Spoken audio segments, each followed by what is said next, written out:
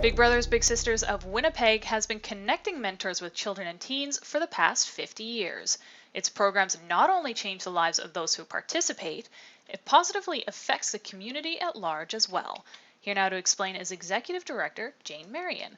Thank you so much for joining me. Absolutely.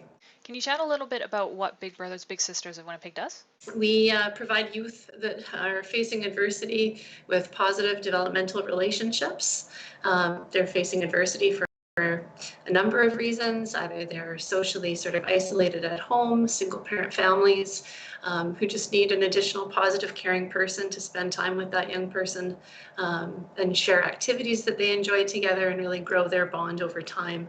And Big Brothers Big Sisters then provides the professional matching support, the screening support to be able to make sure that those matches are strong and healthy and doing what they need to be doing to make sure that the youth are reaching their potential and fully supported. What sort of impacts do you see in people who participate in your programs? I guess in terms of our outcomes, there's just so many. We're going to see positive identity. We're going to see self-compassion. We're going to see higher rates of self-confidence and self-esteem, graduation rates, connection to school. But I suppose the singular outcome that we see is that youth are happier. It decreases depression rates. We know that from research. That when youth are in these relationships, they just tend to have a more optimistic outlook on life. They have more hope in the future, and they're just happier. It also doesn't just impact those involved in the program, it ends up kind of adding benefits to the community as a whole. Is that right? Absolutely. I think we know that somehow, anecdotally or in our hearts, we know that when kids are taken care of, that our communities are healthier. But certainly through research, we know that kids who have experienced strong mentoring relationships go on to donate more as adults themselves. They volunteer more as adults themselves. So they're a little bit more civically engaged, having had those opportunities themselves. We also see them breaking cycles of poverty sometimes and being able to have opportunities to see different potential or possibilities in themselves, accessing dreams and hopes and going to school. So, generally they tend to be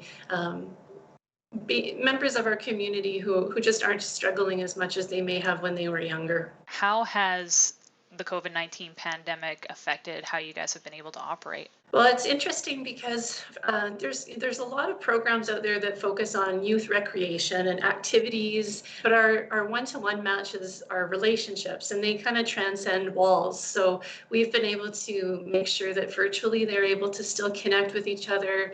We've been providing them with online support and virtual activities that they can do while they're stuck in each other in their own homes. So it's impacted us because it's meant that we can't run part of our programs. But it certainly has meant that a part of our program has been able to be sort of reimagined and reinvented as we move these relationships into just a different mode of connection. And then we've made more of them over this particular time. So we still are enrolling new families and new mentors and starting them in virtual relationships. We're seeing the kids, obviously, in terms of social isolation, because they're stuck at home, often not going to school in regular routines. They don't have their same extracurricular activities. They're not in their typical sports programs. So their mental health issues, obviously, are a concern right now for everybody. Youth suicide is the second leading cause of death for kids in Canada between the ages of 10 and 24.